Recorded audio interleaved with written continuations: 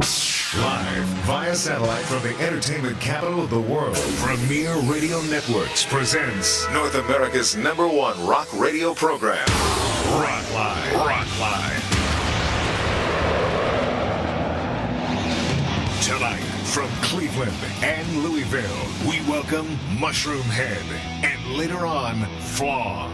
To speak with tonight's guests, call the toll-free Rockline at 1-800-344-ROCK. That's 1-800-344-7625. And now, our very own fun guy, it's Mr. Bob Coburn. And get ready for an evening with Mushroomhead, and a little later on, Flaw. I guess I'm Radiohead. I'm Bob Coburn. Glad to have you listening on a Monday evening. I guess some other band stole that name, huh? Hey, known for their masks, jumpsuits, and overpowering live show, Mushroomhead will now be known for their debut national release, Double X. And Rockline welcomes from their hometown of Cleveland, Ohio, at the Rock and Roll Hall of Fame and Museum, for Mushroomhead vocalist Jay Mann. Good evening, Jay. How are you tonight? Good. How's it going, Bob? It's going well. And vocalist Jeffrey Nothing, welcome to Rockline as well. Nice to have you on. You too. I mean, nice to be here. Either of those works for me. And the gentleman who plays the bass, Pig Venus. Welcome to Rockline. How are you, Pig? You got it right. Hey, well, I better. The other way sounds good too, though. And on the keyboard, Schmatz. Schmatz, welcome to Rockline. How are you tonight? Thanks for having us here. I'm doing good. It's a pleasure to have you on. The CD is outstanding, and I understand was originally an indie release. Is that correct? This is true. It was originally came out in May on an independent label, and fortunately things didn't work out, and we got to work with Universal, which has been a lot of fun so far. Fortunately, things didn't work out. I like the sound of that. And there are 3 more songs in the CD as it is now. That's correct, right? Yes. And that gives us even more music to enjoy. And was the album remixed? Yeah, actually it was. It was remixed by Toby Wright out at the record plant in L.A. And Toby Wright's also done, he's worked with like Soulfly, Korn, Alice in Chains, yeah. Primus. A lot of good bands. He's a really good guy. Les Claypool's one of my favorite players. Pig, do you like him on bass? You like Les Claypool? He's down. I'm happy with that. Yeah, he does okay. He's a Jaco Pastorius guy, I think. Jaco Pastorius, all right. He's down with Jaco. Break out the Weather Report albums, and we're off and rolling here, man. That's where it's at. I was just down at Black Market last week. I love that. Good. We had Alfonso Johnson in here the other night. He's a pretty good bass player himself. Now you guys he's excellent. You guys have done some indie releases before the Double X album. I guess there's 3 of them. Is that correct? Yeah, those we put out ourselves on our own label, and we really didn't have distribution for them. They were pretty much just available at shows and at stores like in Northeast Ohio for the most part. Are they still available? Yes, they are, actually. If you come see us live, you could buy one. Or the internet in the future. God bless the internet. It always works, doesn't it? Sometimes easier. Sometimes, unless it's about free downloads. Then. Yeah, Napster or whatever. So those 3 would living. Those 3 would be self-titled Mushroomhead, also Super Buick, and M3, released in 95, 96, and 1999. Now, you gentlemen started as a performance art band, and do you still consider yourselves to be that as Mushroomhead? Absolutely. I think it's taken a different turn. We started out in a different type of performance with different people involved with the show on the stage, and we've kind of refined it and narrowed it down and got down to the nitty-gritty. But it's still definitely the show coincides with the music for sure. Now, how would you gentlemen typify your music? There's so many different elements in listening to Mushroomhead. I hear a little metal, I hear a little keyboard stuff, and I mean this is a supreme compliment. I hear some things that remind me a little bit of Frank Zappa. And that's definitely a compliment. Yeah, that's intended from a real good spot. How do you guys typify your music, or do you even try? We really don't try. Our music's very different. I think we all come from different backgrounds, have different influences, and I think that's probably one of our strong suits, the fact that no 2 guys in the band are listening to the same thing usually at the same time. So it keeps things interesting, keeps things fresh. And it's one of the appealing things about Double X for me, because it takes you a lot of different places. We'll begin musically tonight with a song called Solitaire Unraveling. This is Mushroomhead for you on Rockline.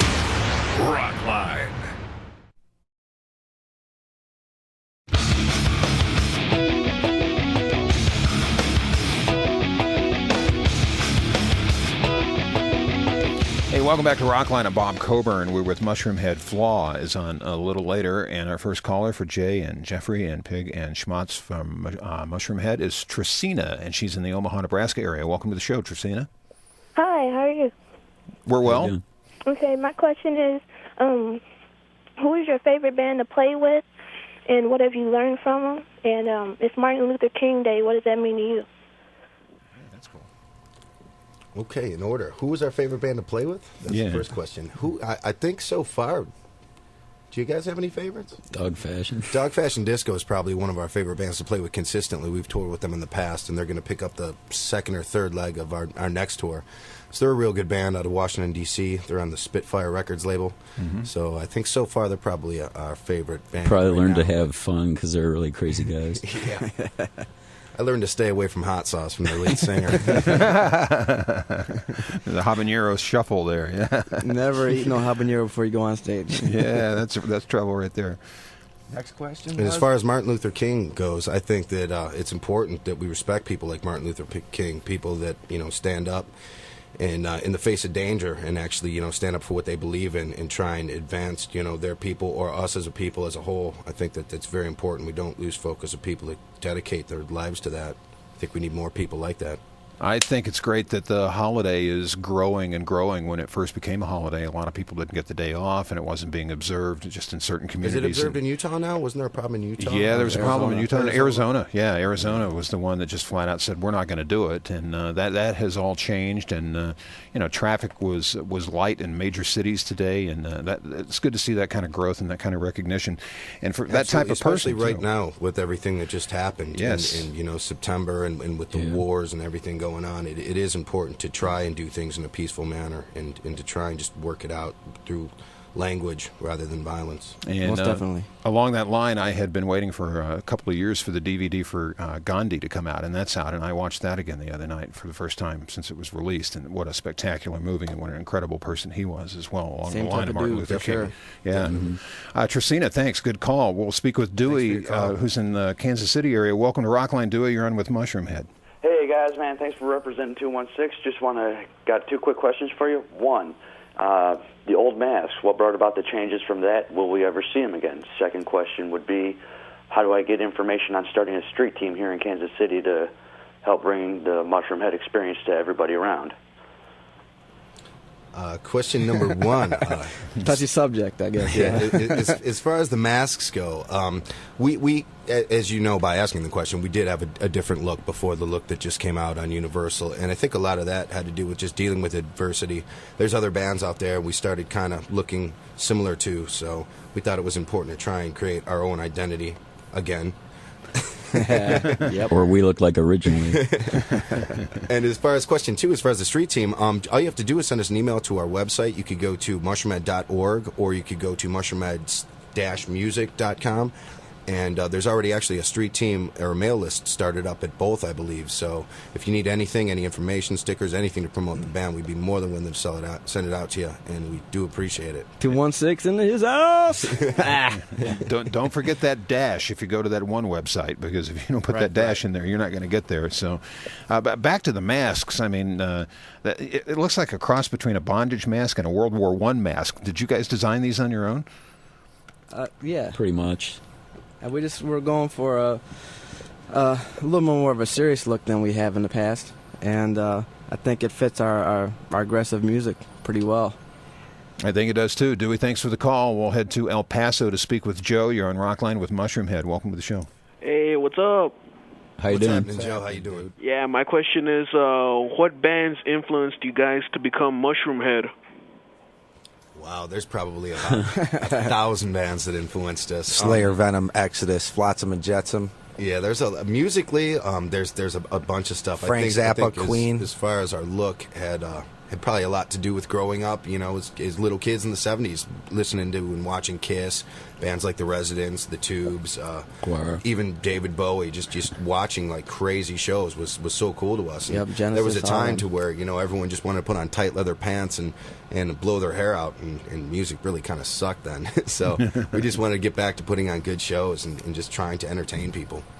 Well, for the Mushroomhead fans out there, they know if they have the CD XX, if they just let it track for a while, you get to track, what is it, 42, 43? 43. There is a full-length version of the song Blomp, and we're going to play the shorter version that's the second track on the album. Somebody in the band tell us a little bit about this song before we play it on Rockline. about Jeffrey? Womp. Well, it's about the twists and turns of religion and different beliefs and how much you should believe or not, and just personal feelings. And it's kind of like a crowd pleaser. It always gets the crowd going. It's all about the Womp. Yeah, the Womp, Mushroomhead.